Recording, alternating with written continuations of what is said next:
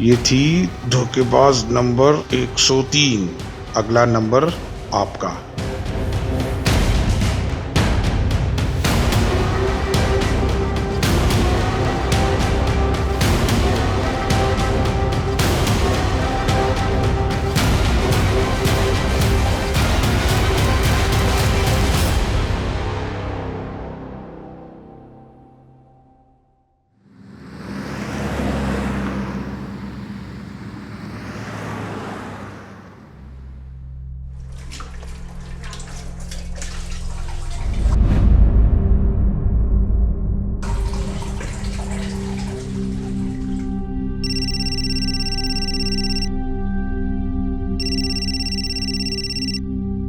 अरे ऋतिक, अरे पूरे 23 दिन बाद फोन किया तूने? बेटा हफ्ते में एक फोन तो किया कर। कैसा है तू? ठीक हूँ पापा। एक गुड न्यूज है। तू इंडिया आ रहा है? तो तू आ रहा है? कौन सी फ्लाइट से आ रहा है बता, मैं एयरपोर्ट पे लेने आ जाता हूँ। नहीं पापा, एली प्रेग्नेंट है। क्या? अरे ये तो और भी खुशी की बात है। मैं कल ही आस पड़ोस में मिठाई बांट देता हूँ। हाँ, और मैं पहली वाली फ्लाइट पकड़ के चला आता हूँ वहां पर। अरे बच्चे का ख्याल रखने के लिए कोई ना कोई होना चाहिए ना वहां पर। मैं आता हूँ। पापा ये इंडिया नहीं अमेरिका है। हम लोग एनी के लिए एक मेड रखने वाले हैं। ये हम वैसे ही बहुत खर्चे होते हैं। डिलीवरी के बाद मैं आपको एक वीडियो कॉल कर दूंगा। हाँ बेटा, वीडियो कॉल ही सही। पोते का मुंह वीडियो कॉल पर देख लेंगे। बेटा ऋतिक, आज अगर तुम्हारी माँ जिंदा होती तो बहुत खुश होती। कौन सी माँ पापा, पहली या दूसरी?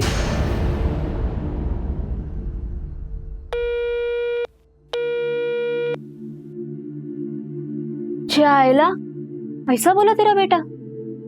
लेकिन तूने तो ये सब उसके लिए किया था ना?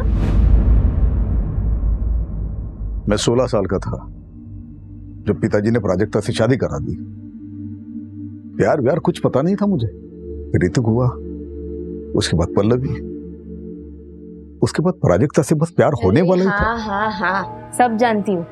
मैडम को कैंसर हो गया, मैडम चल बसी, फिर उसके बाद तुमने दूसरी शादी की, तुम्हारी दूसरी बीवी भी भाग गई। 10 बार सुन चुकी हूँ ये स्टोरी। मेरी मानो, तुम ना अभी ये सब चीज के बारे में सोचना छोड़ दो और अपने ये नालायक बच्चों से ना जितना हो सके उतना दूर रहो। टाइम वेस्ट मत करो उनके पीछे।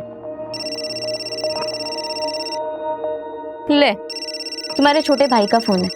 ये ना सबसे बड़ा वाला गिद्ध है, मैं बता रही। हाँ बोल अविनाश। हाँ नरेश भैया, कैसे हैं? मैं ठीक हूँ। पार्थ कैसा है? हाँ अच्छा है, एग्जाम देने गया है। अच्छा मैं क्या कह रहा था भैया, वो आपकी बीपी की दवा है ना? हाँ है। अच्छा वो कोलेस्ट्रॉल वाली? हाँ है, सब कुछ है। अच्छा भैया मैं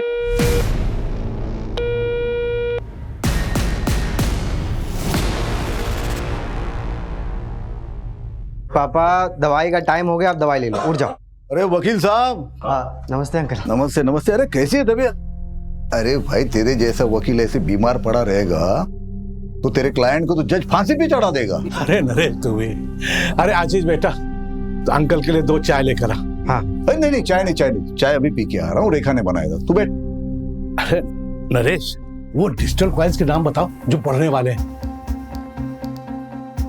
अरे अंकल, कोई कॉइन्स वाइन्स का दाम बताने की जरूरत नहीं है इनको। कैसे दाम कैसे फ्लक्चुएट होते रहते हैं उसके ऊपर नीचे, उनकी तरह ना इनका भी बीपी ऊपर नीचे होता रहेगा। अरे बाप की सेहत का इतना ही ख्याल है तो प्रताप के लिए एक बहू ले गया अच्छी सी। अरे प्रताप, वो उस लड़की की फोटो भेजी थी ना मैंने तुम्हें, वो दिखाओ। ये वाली? ये देख, ये इसका नाम सुनिधि है। यहाँ वाशी में परिवार के साथ रहती है। अच्छे है ना? हाँ, अब मुंह से आवाज नहीं निकलेगी है? देखो लड़की अच्छी है तो मुझे पसंद है। अगर खानदान अच्छा हो तो तुम बात आगे बढ़ाओ। ठीक है, तो मैं इसके पिताजी के साथ बात करता हूँ और उनका नंबर तुझे मैसेज कर देता हूँ। हाँ ये ठीक है। अब तू आराम कर, मैं कपिल की दुकान पे जा रहा हूँ। कपिल भाई, मैंने सुना दाल के भाव फिर से बढ़ गए। अरे नरेश भाई, इस बार महंगाई आसमान छूके रहेगी। Hello uncle. हेलो बेटा। आप मेरी डॉल लाए? तुम्हारी डॉल? हाँ लाया हूँ ना, घर पे रखी है। लेकिन वो डॉल तुम्हें तब मिलेगी जब तुम्हें 10 में से 10 मार्क्स आएंगे। Oh no. 9 मार्क्स नहीं चलेंगे? ओह नो, 9 मार्क्स क्यों? वो मेरे को एक सवाल का जवाब नहीं आ रहा था ना। अरे बाप रे, फिर तो बड़ी प्रॉब्लम हो जाएगी कपिल भाई। कपिल भाई, आपकी बेटी तो आपसे भी होशियार है। अच्छा नरेश भाई, आपके हुए 2749 रुपए। ये 3000। छुट्टे मैं बाद में देता हूँ। ठीक है, बाय अंकल। बाय बेटा। चल आजा, इसका हिसाब करके बता। पापा थोड़ी जल्दी चालू कीजिए ना फैमिली मीटिंग। आप तो जानते हैं ना अमेरिका में टाइम की कितनी वैल्यू है। सब लोग ध्यान से सुनो, मैं अपनी सारी प्रॉपर्टी रेखा के नाम कर रहा हूँ। क्या? इस धंधे वाली के नाम? भैया आप पागल हो गए? इस घर पर मेरा भी अधिकार है। पापा सोच समझ के फैसला करिए। ये रेखा आपसे प्यार व्यार नहीं करती है। अगर आपने इसके नाम प्रॉपर्टी कर दी उसके बाद क्या? ये आपके साथ कुछ भी कर देगी पापा। पापा इससे अच्छा तो ना आप किसी और को डोनेट कर दीजिए प्रॉपर्टी। तुम लोगों की तरह नहीं हूं मैं, समझी ना? इनसे प्यार करती हूँ और इनकी इज्जत भी करती हूँ। हम लोग मर गए हैं क्या? हमारा हक है इस प्रॉपर्टी पे। और ये कौन है जिसके नाम पे आप सब कुछ कर रहे हैं? ये तुम्हारी होने वाली माँ है। शादी कर रहा हूं मैं इससे। तुम लोगों के होने ना होने से मुझे कोई फर्क नहीं पड़ता, क्योंकि तुम लोगों में से कोई भी मुझे पूछता तक नहीं है। एक रेखा ही है जो हर वक्त हर दम मेरा ख्याल रखती है। छोड़िए ना, अब इन लोगों के चक्कर में अपना बीपी मत बढ़ाइए। ये लोग तो गैरों से भी बदतर हैं। आप चलिए तमीज से। होने वाली माँ हूं तुम्हारी और तुम्हारी भाभी। निकलो, तुम लोग निकलो यहाँ से, निकलो जल्दी, निकलो यहाँ से।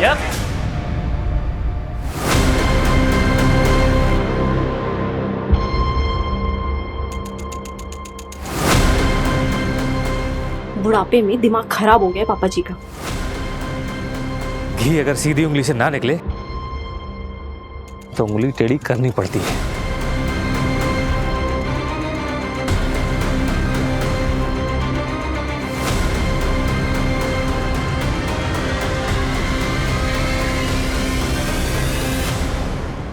पापा थोड़ी जल्दी चालू कीजिए ना फैमिली मीटिंग। आप तो जानते हैं ना अमेरिका में टाइम की कितनी वैल्यू है। सारा प्लान वेस्ट हो गया।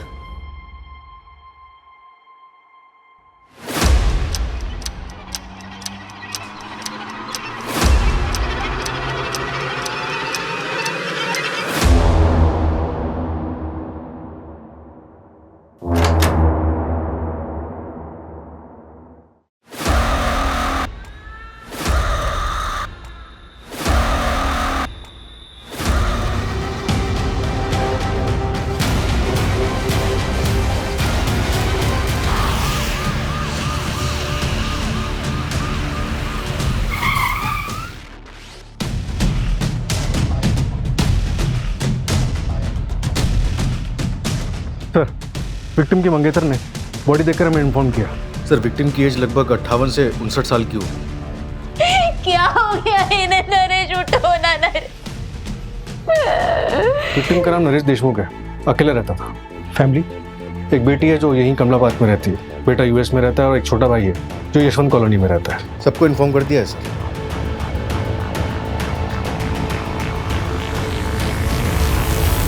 सुनो ना अविनाश, बात को मम्मी के यहाँ पे छोड़ दे क्या?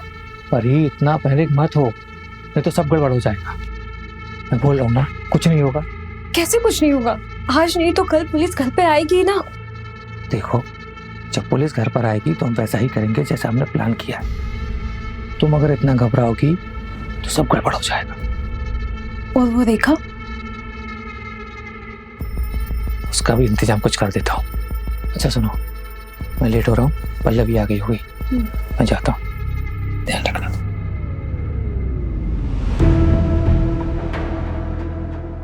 कल रात को 8 बजे तक मैं ऐसे निकल गई थी। बाद में फोन पे बात भी हुई हमारी। तब मुझसे कहा कि मैं सोने जा रहा हूँ। सुबह नाश्ता लेके आई तो देखा कि दरवाजा खुला हुआ था।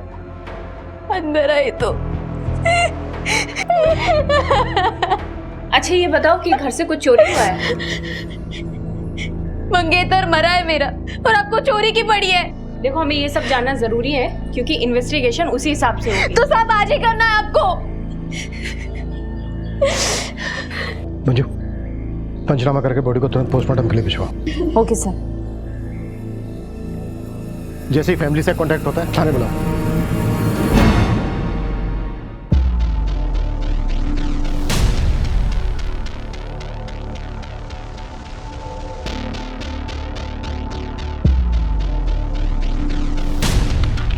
सुनो जो पर्चा की। No sir, sorry sir.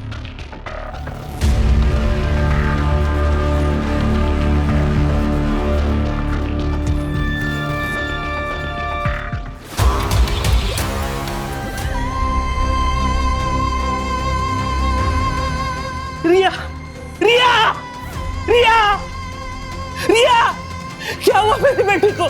रिया, संभालिए सर, किसने मारा?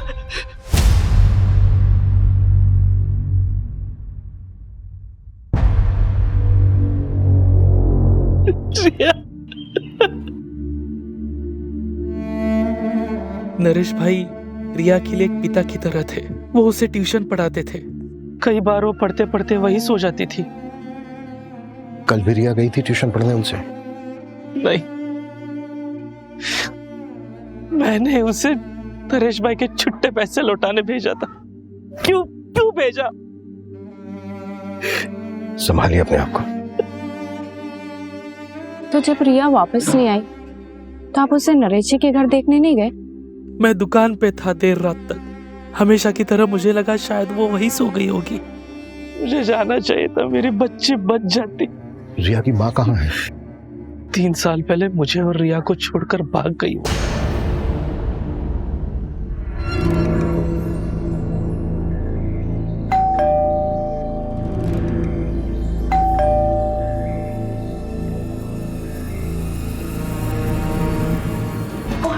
अरे हेलो, कहाँ अंदर घुसे जा रहे हो?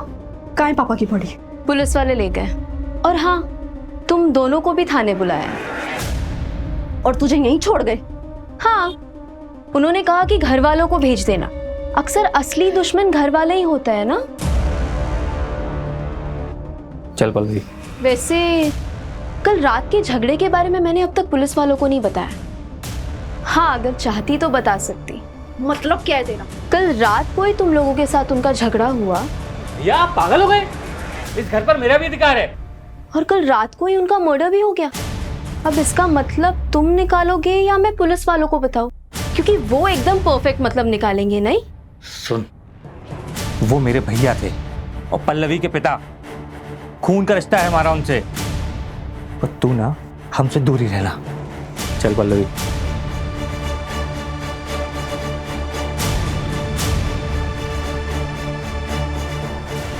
कई बार खून के रिश्तेदारों से ज्यादा पराये लोग अपने हो जाते हैं ना माँ।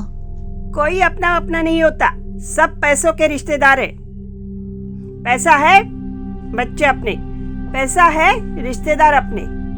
पैसा खत्म, रिश्ता खत्म। तू क्यों फिक्र कर रहा है? तेरे पास तो इतना सारा पैसा है। तेरी गाड़ी आई? अरे नहीं माँ, इस उम्र में गाड़ी लेके क्या करूंगा। मैं सोच रहा हूँ पल्लवी को गाड़ी लेके दे दूं। वो बेचारी स्कूटी से जाती है कॉलेज। कितनी बार समझाया तुझे, पर तू नहीं समझता।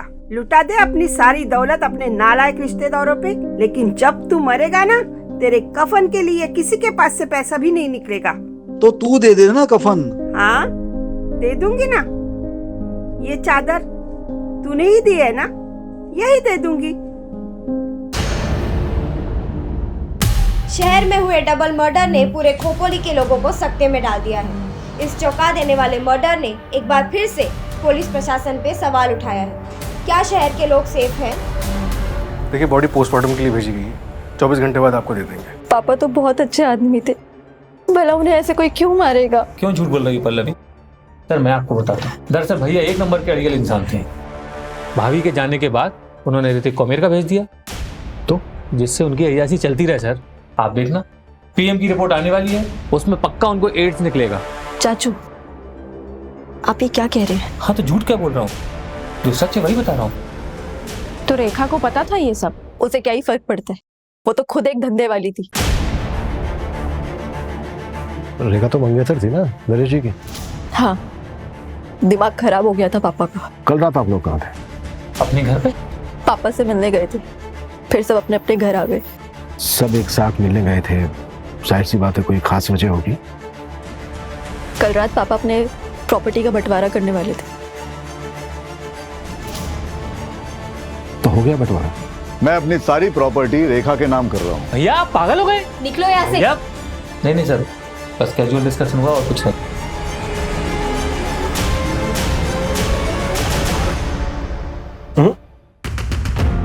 फैमिली में प्रॉपर्टी के बंटवारे को लेकर डिस्कशन कभी कैजुअल नहीं हो सकता। सूरज, फैमिली के सभी मेंबर्स की डिटेल निकालो और नरेश की बैंक डिटेल्स भी। सर मैंने बैंक डिटेल्स चेक की थी, उसमें कुछ भी नहीं निकला। सर वो नौटंकी रेखा, वो कल रात भी एक कस्टमर के पास गई थी। व्हाट? मतलब पतिव्रता होने का नाटक कर रही थी? सर नरेश ने डेटिंग साइट पे एक अकाउंट बनाया था, ये देखिए।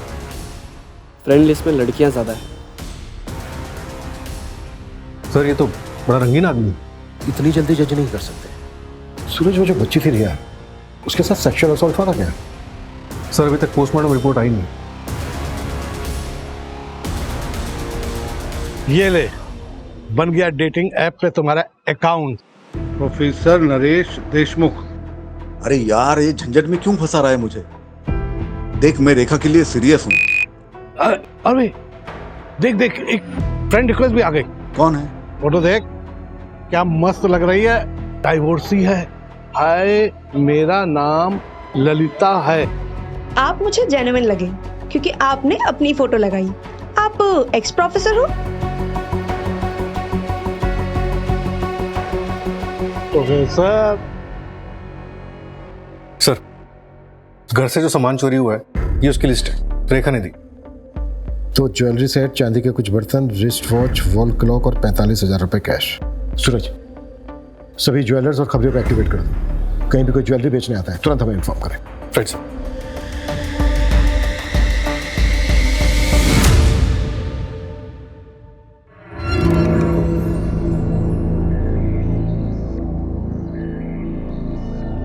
सर कपिल की बीवी नीतू के बारे में पता किया मैंने, रत्नागिरी से है। वहाँ उसका मायका भी है और 8 महीने से वहाँ वो किसी आदमी के साथ रह रही है। कपिल ने अपनी बीवी को डिवोर्स दिया था क्या? पता नहीं सर, लेकिन नीतू ने कभी रिया को ले जाने की भी कोशिश नहीं की। अविनाश, उस रात झगड़े के बाद तुम वापस घर नहीं आए थे? कहाँ गए थे? वो अपने एक दोस्त के यहाँ गया था। क्यों? ऐसे ही। और जब मैं घर पर आया तब तुम घर पर नहीं थी। कहाँ गई थी? कचरा फेंकने गई थी। फालतू के सवाल मत पूछा करो मुझसे। सर मुझे शक नहीं, पूरा यकीन है ये काम रेखा का ही है और अब वो चली भी गई है। इतने यकीन के साथ कैसे कह सकते हो? सर पापा उसके नाम पे प्रॉपर्टी कर रहे थे, तो उनके मर्डर के बाद पूरा बेनिफिट उसे ही मिलेगा। प्रॉपर्टी उसके नाम पर हुई? नहीं। तो बेनिफिट कैसे हुआ उसे? तो सर ये फिर चाचू ने किया होगा। प्रॉपर्टी के लिए? प्रॉपर्टी और पार्थ दोनों के लिए। पार्थ क्यों? सर पार्थ मेरा सौतेला भाई है और परी चाची मेरी सौतेली माँ। वो पापा की दूसरी वाइफ रह चुकी है। What? हाँ सर, 2 साल पहले परी चाची ने पापा को छोड़ के अविनाश चाचू से शादी कर ली थी और पापा ने तो केस भी फाइल किया था पार्थ की कस्टडी के लिए। इन्हीं सब के बीच पापा उस रेखा के चक्कर में फंस गए और चले थे उस धंधे वाली से शादी करने।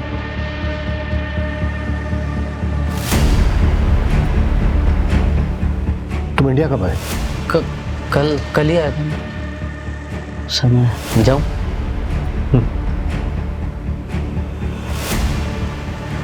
ये बात हमने अविनाश और परी ने क्यों नहीं बताई?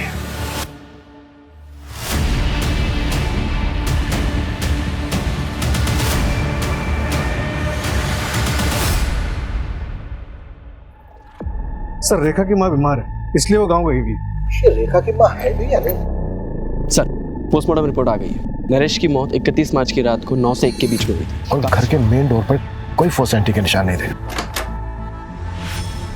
शायद कातिल नरेश के जानने वाला था। कॉल रिकॉर्ड्स और फोन लोकेशन कब तक आ रही है? कल तक आ जाएगी सर। रिया की पोस्टमार्टम रिपोर्ट का क्या हुआ? सर ये देखिए, सेक्सुअल असॉल्ट इनकंक्लूसिव है। हो सकता है रिया को नरेश से पहले मारा गया हो, लेकिन डिफरेंस सिर्फ 1 घंटे का है। तो क्या मेन टारगेट रिया थी?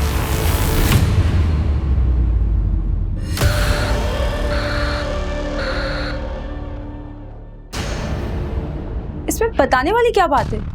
हम लोग ऑफिशियली अलग हुए थे और इस बात को 2 साल हो चुके हैं। हम सबके बीच में वैसे भी सब ठीक ही चल रहा था। पार्थ की कस्टडी को लेकर केस चल रहा था आप लोगों के बीच, और आप कह रही हैं ये सब कुछ ठीक चल रहा था? देखिए, आपको मुझ पे शक है ना, तो पहले जाइए सबूत लेके आइए, फिर बात करेंगे हम। वो तो हम ले ही आएंगे। पहले ये बताइए कि विनाश कहाँ है? ऑफिस गए।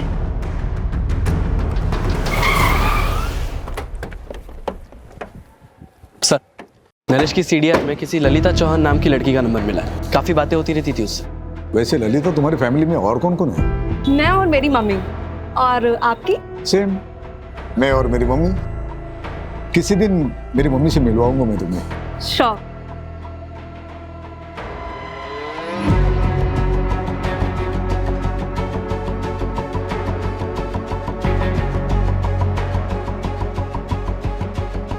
देखो ललिता, मुझे गलत मत समझना, मैं एक दोस्त की तरह मिलने आया हूँ तुम्हें। और ये ऐप पे जो अकाउंट है ना, वो मैंने नहीं बनाया था, मेरे दोस्त ने बनाया था मेरे नाम से, और ऑलरेडी मेरी एक मंगेतर है।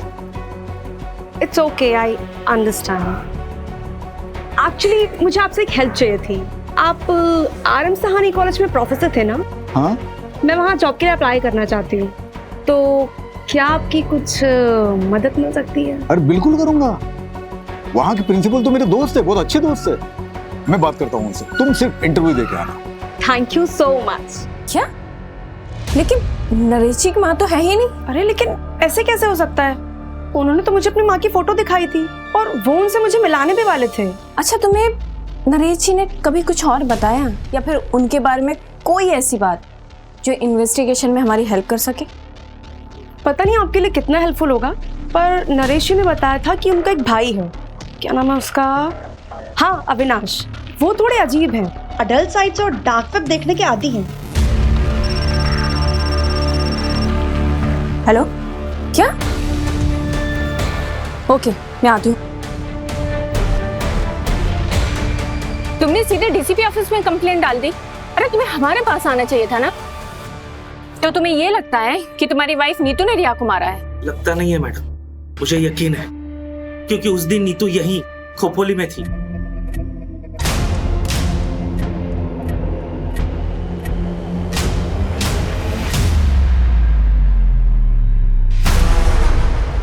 तो तुमने हमें ये सब पहले क्यों नहीं बताया था? बेटी की लाश हाथों में थी मैडम, मेरा दिमाग सुन्न हो गया। तो जब याद आया था तब पुलिस स्टेशन आना चाहिए था ना। तुम तो पहुंच गए सीधे डीसीपी ऑफिस। हम गरीबों की कौन सुनता है मैडम, और मैं देख रहा हूँ आप लोग सिर्फ नरेश भाई के मर्डर की जांच कर रहे हैं। आप लोग ये मान चुके हो कि जो कुछ हुआ है वो नरेश भाई के लिए हुआ है और उसमें मेरी बेटी रिया की जान गई, लेकिन इसका उल्टा हुआ है मैडम। रिया को नीतू ने मारा है और उसमें नरेश भाई मरे।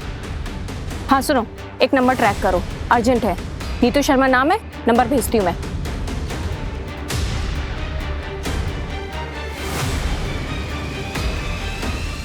चलो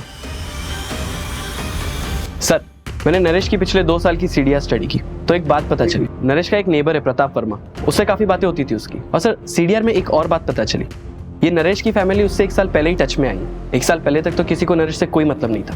पर ये 1 साल पहले अचानक से नरेश की जिंदगी में ऐसा क्या हुआ कि सबको उसके प्रति प्यार जाग गया? अरे नरेश की माँ का कुछ पता चला? अभी तक नहीं सर, मैंने फैमिली से पूछताछ की, उनका कहना है कि 20 साल पहले उसकी माँ मर गई थी। तो फिर नरेश ने अपनी माँ बताकर ललिता को फोटो किसकी दिखाई?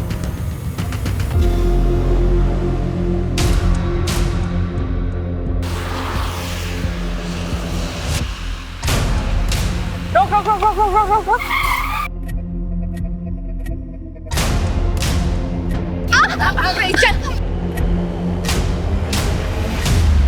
मैंने कुछ नहीं किया, मैं तो अपनी रिया को वापस लेने आई थी।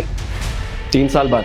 और तुम्हें क्या लगता है तुम रिया को लेकर जाती और तुम्हारा नया हस्बैंड उससे एक्सेप्ट कर लेता? सुधीर को मैं शादी के पहले से पसंद करती हूँ। कपिल से बच्चा नहीं हो रहा था, जिसकी वजह से वो मुझ पर हाथ उठाता था। सुधीर रत्नागिरी से सिर्फ मुझसे मिलने के लिए आता था।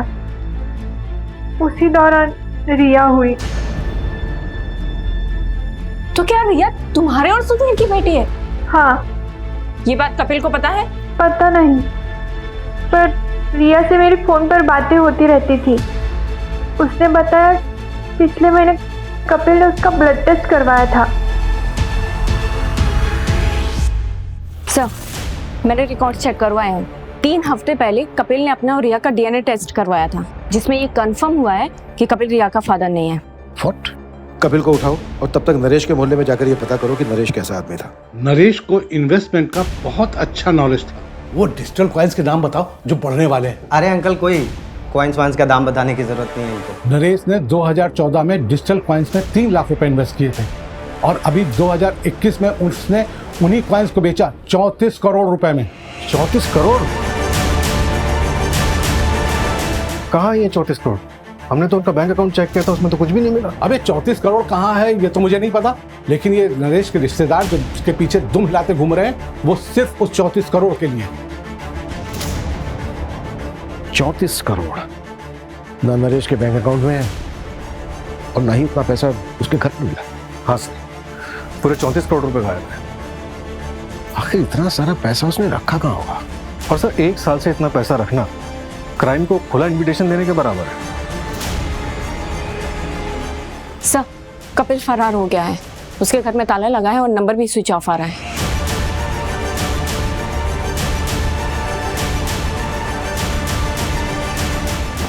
सर, ललिता सही बोल रही थी। मैंने नरेश के ऑनलाइन ड्राइव से ये फोटो रिकवर किया है। पता करो कौन है ये। Yes sir.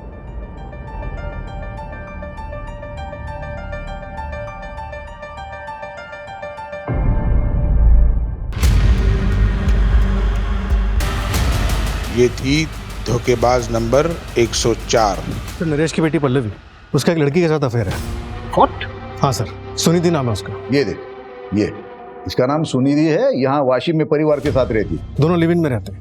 नरेश ने इन दोनों को अलग करने की भी कोशिश की थी। देखो सुनिधि, मैंने तुम्हारे लिए बहुत अच्छा लड़का देखा है, अच्छी फैमिली से। मेरे दोस्त प्रताप का बेटा है, वकील फैमिली से। पापा, आई डोंट बिलीव दिस। मुझे लगा आप यहाँ पे मेरे और सुनिधि के रिश्ते को एक्सेप्ट करने आए, लेकिन आप तो हमारे रिश्ते को तोड़ने में लगे। लेकिन मैं ऐसा होने नहीं दूंगी। बाप हो तुम्हारा, फिक्र है तुम्हारी, इसलिए ये गलती तुमसे होने नहीं दूंगा मैं। मेरे जीते जी ये शादी हो नहीं सकती। ठीक है, फिर आप मेरे लिए मर गए। चल सुनिधि। यार, नरेश अंकल ने पापा को फिर से फोन किया था। लड़के वालों को ये रिश्ता मंजूर है, उन्होंने मुझे लड़का देखने के लिए बुलाया है। तू फिक्र मत कर, मैं हमारे बीच किसी को भी नहीं आने दूंगी, किसी को भी नहीं। सर, अविनाश के सीडीआर के मुताबिक 31 मार्च की रात को उसका फोन रात 9 बजे से 12 बजे तक बंद था। 9 से 12 के बीच में फोन बंद था। नरेश और रिया का मर्डर भी इसी बीच में हुआ। मतलब पॉसिबल है कि उस रात को अपने घर गए ही ना हो। उस रात झगड़े के बाद तुम वापस घर नहीं आए थे, कहाँ गए थे? सूरज, अविनाश को उठा लो। और रेखा का क्या हुआ? उसकी माँ है? नहीं है सर, 6 साल पहले गुजर गई और अब रेखा का फोन भी बंद आ रहा है। उसके पास 3 नंबर हैं, तीनों ट्रैकिंग पे डाले, लेकिन तीनों के तीनों बंद हैं। रेखा ने ही नरेश का मर्डर किया और उसका सारा पैसा लेकर फुर्र हो गई। शतरंज के खेल में रानी सबसे ज्यादा चालबाज होती है। सूरज, अपने सारे खबरों को एक्टिव कर दो। जितनी फोर्स चाहिए लगा दो, लेकिन रेखा मुझे जल्द से जल्द लॉकअप में चाहिए। अविनाश को तुरंत अरेस्ट करो, इससे पहले कि वो भी हमारे हाथ से निकल जाए। वो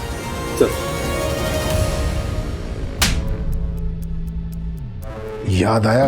हाँ, वो 34 करोड़ वाली बात। मुझे पता था कि भैया के पास 34 करोड़ रुपए हैं, पर मैंने नरेश भैया का मर्डर नहीं किया सर। 31 मार्च की रात को अपना मोबाइल फोन बंद करके कहाँ गया था तुम? वो मैं अपने एक दोस्त के यहाँ गया था। दोस्त का नाम और नंबर बोलो। बंसी नाम है उसका। नंबर मेरे मोबाइल में है, मैं देख के बताता हूँ आपको। उसकी ज़रूरत नहीं है, नंबर है हमारे पास 733219। रेखा का नंबर है ये। क्राइम की रात को रेखा अपने क्लाइंट से मिलने गई थी और वो क्लाइंट तुम हो।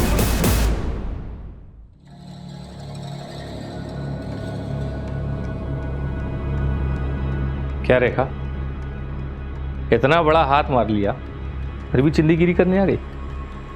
राजा, तू ना मेरा कस्टमर है और अब तक करोड़पति बनी नहीं हूं मैं। आज जब बन जाऊंगी तब सोच लूंगी ना। चल, टाइम खोटी मत कर, जो करना है वो जल्दी कर। रेखा और तू दोनों नरेश से जुड़े हुए थे और क्राइम की रात को तुम दोनों साथ में थे। ये बात छिपाई क्यों हमसे? सर माना कि ये बात मैंने आपसे छुपाई, पर अब तो आपको पता चल गई ना। हाँ, मैं एक अनलॉयल हस्बैंड हूँ, धोखेबाज भाई हूँ, पर इससे ये साबित नहीं होता कि मैंने नरेश भैया का मर्डर किया है। क्राइम वाली रात को तू होटल से 1 घंटा पहले निकला था, कहाँ गया था? सर एक मिनट। सर जैसे ललिता ने कहा था, मैंने अविनाश की सर्च हिस्ट्री कंगाली। अविनाश डल साइट्स और डार्क वेब देखने के आदी हैं। मुझे कुछ मिला नहीं, तो मैं रैंडमली डार्क वेब पे सर्च कर रहा था, तो मुझे ये वीडियो मिला।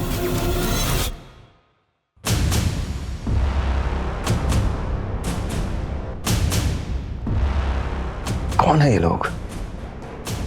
ट्रैक किया जा सकता है इनको? पॉसिबल है, पर टाइम टेकिंग है सर। लेकिन मुझे आपको और एक चीज़ दिखानी है। ये देखिए, उस वीडियो के बाद मैंने थोड़ा और सर्च किया, तो मुझे ये साइट मिली जो कि नरेश के मरने के 3 दिन बाद बनाई गई थी, और इसी पे वो दोनों वीडियो अपलोड किए गए थे। ये देखिए, नरेश का वीडियो। और तो और सर, नरेश के नाम से ही अपलोड किया गया है। वीडियो का टाइटल है नरेश देशमुख पनिशमेंट। कैसा पनिशमेंट? और वो जो दूसरा वीडियो बता रहे थे वो? हाँ सर। मंजू, ये वही लड़की है ना जिसके साथ नरेश चैट करता था? हाँ सर, ललिता, और इससे मैंने बात भी की थी। विपुल, ये वीडियो जिसने अपलोड किया है उसको ट्रैक करने की कोशिश करो। ये बंदा जल्द से जल्द चाहिए मुझे। Okay sir. मेरा नाम कपिल गुप्ता है, मैं खोपोली महाराष्ट्र का रहने वाला हूँ। मुझे आप लोगों से एक जरूरी बात कहनी है। सर, अपलोडर का आईपी एड्रेस ट्रैक हो गया है। ये देखिए, ये वीडियो आज सुबह ही अपलोड हुई है। धोखेबाज की तलाश जारी है। अगर आपको भी किसी ने धोखा दिया है तो उसका प्रोफाइल हमें भेजिए, उसकी सजा हम तय करेंगे। ये तो खुलेआम सुपारी उठा रहा है। नहीं सर, हर कोई डार्क वेब एक्सेस नहीं कर सकता। आईपी एड्रेस क्या है? शॉकिंग है सर, ये देखिए। ये मास्क तुम्हारे घर से मिला है, और डार्क वेब का जो आईपी एड्रेस है वो तुम्हारे फोन का है। सर, हम लोग सिर्फ फेक मर्डर सीन शूट करते थे, वायरल होने के लिए। हमने नरेश का मर्डर नहीं किया है। तो तुम अपने फादर को उनके नाम से बुलाते हो? मेरा कोई बाप नहीं है, सिर्फ एक माँ है। इस लड़की के साथ क्या किया? कौन है ये? हम नहीं जानते। ये बच्चे नरेश का मर्डर करेंगे मुझे नहीं लगता। नरेश का मर्डर बहुत ही ब्रूटली हुआ है। सर, वो बूढ़ी औरत, उसको ट्रेस कर लिया है, लोकेशन मिल गई उसकी। गुड। कपिल की लोकेशन मिली? नहीं सर, कपिल अभी भी फरार है। चलो तब तक बूढ़ी औरत से मिलते हैं। Okay sir. सर, उस बूढ़ी औरत को ओल्ड पुणे हाईवे पे देखा गया है।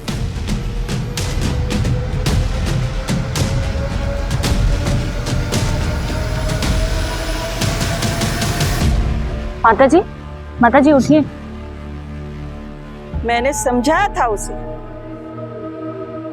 लेकिन उसने मेरी बात नहीं मानी। उसने जब झूठ बोलने के लिए कहा था तभी मैं समझ गई थी, जरूर इसके साथ कुछ होने वाला है। कैसा झूठ लाजू? माँ, ये देख, कुछ कपड़े लाया हूं तुम्हारे लिए। क्या? अच्छे है ना? मैं क्या बोल रहा हूँ, कब तक तू ऐसे सड़कों पे पड़ी रहेगी? चल ना घर, चलना।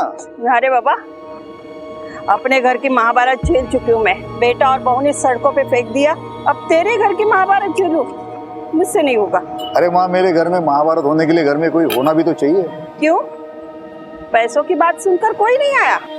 सोचा था 34 करोड़ का झूठ बोलूंगा तो सारे दौड़े चले आएंगे, सारे साथ में रहेंगे, फैमिली साथ रहेगी, अच्छा लगेगा। तो कोई फायदा नहीं हुआ। उन्हें प्यार नहीं है मुझसे, पैसों के लिए फोन करो, दिखावे के लिए फोन करो। तो क्या वो क्रिप्टो की 34 करोड़ वाली बात झूठ थी? और नहीं तो क्या। अरे साहब, 34 करोड़ होते तो राजा की तरह नहीं रहता।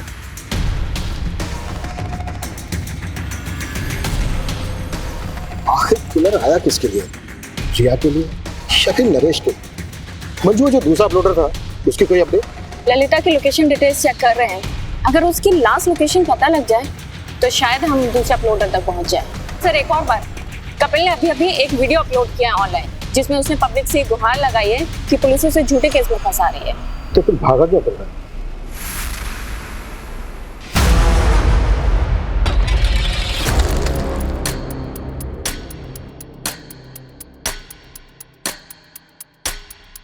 रिया, ये ले, ये नरेश अंकल को पैसे लौटा दे। अभी? हाँ अभी, और वहीं पे सो जाना। बाबा मुझे आपके साथ रहना है। बोला ना तुझे एक बार, समझ में नहीं आता, जा।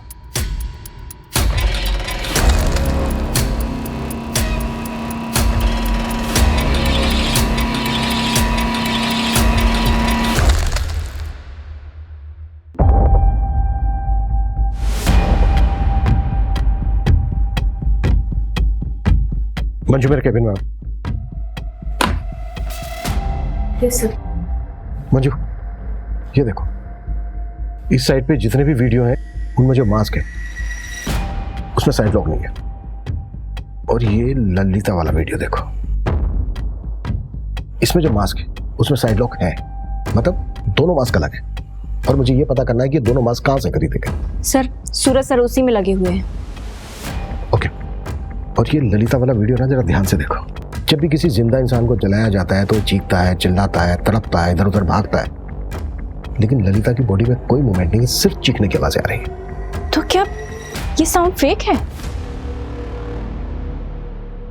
सर ये मास्क ऑनलाइन खरीदा गया, ये देखिए, ये है बायर्स की लिस्ट। और सर ये हाईलाइटेड नाम देखिए।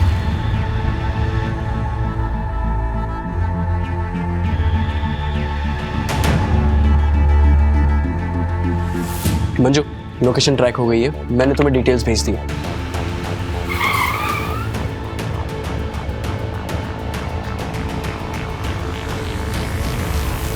कौन? Room service.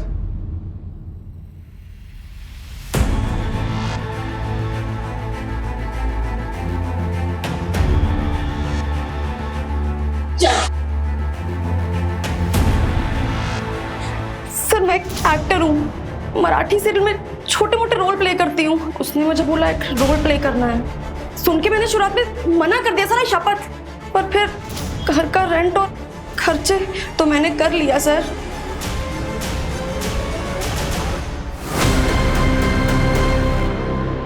अरे नरेश, वो डिजिटल कॉइन्स के नाम बताओ जो पढ़ने वाले हैं। अरे अंकल, कोई कॉइन्स वाइन्स का दाम बताने की जरूरत नहीं है इनको। नरेश के भरोसे का खूब फायदा उठाया तुम लोगों ने। धोखा तो उसने दिया था मुझे। डिजिटल कॉइन में इन्वेस्ट करके उसने 34 करोड़ रुपए बना लिए और मुझे गलत कॉइन बता दिया। चलता था मुझसे कि कहीं मैं अमीर ना हो जाऊं। अरे किसी काम के लिए उससे कुछ पैसे मांगे तो मना कर दिया उसने मुंह पे। वो वीडियो बनाने का क्या मतलब था? वो पार्थ ऐसे वीडियोस बनाता है, मुझे पता था, तो ऐसे वीडियो बना के मैंने डार्क वेब पे डाला आप लोगों को मिसलीड करने के लिए। बस सर, इसके अलावा कुछ नहीं पता सर। हमें 34 करोड़ हमारे पास नहीं है सर। होते कैसे? क्योंकि नरेश के पास 34 करोड़ रुपए थे ही नहीं। उसे कोई डिजिटल कॉइन्स नहीं बेचे थे। ये एक झूठी कहानी थी। तो पापा ने हमारा प्यार पाने के लिए झूठ बोला, और इस वजह से हुआ पापा का मर्डर। हाँ, प्रताप, आशीष और ललिता को हमने मर्डर और साइबर फ्रॉड के आरोप में अरेस्ट कर लिया है। देखो, ये क्राइम भले ही उन्होंने किया, पर इस क्राइम को हवा तुम लोगों ने दी। तुम लोगों का प्यार पाने के लिए उन्होंने एक झूठी कहानी गढ़ी और वही कहानी सबको बोली। उन्हें लगा शायद पैसों का लालच, पैसों की भूख तुम लोगों को उनके पास वापस ले आएगी, पर वो गलत थे, क्योंकि तुम लोग तो लौटे ही नहीं। और उस झूठी कहानी ने गिद्धों को निमंत्रण दिया, जिसकी वजह से वो अपनी जान कमा बैठे और उनके साथ वो बच्ची रिया भी बेवजह मारी गई। ये जिंदगी बहुत छोटी है, इसे अपनों के साथ बहुत प्यार से गुजारिए। कभी उन्हें अकेलेपन का एहसास नहीं होने देना चाहिए।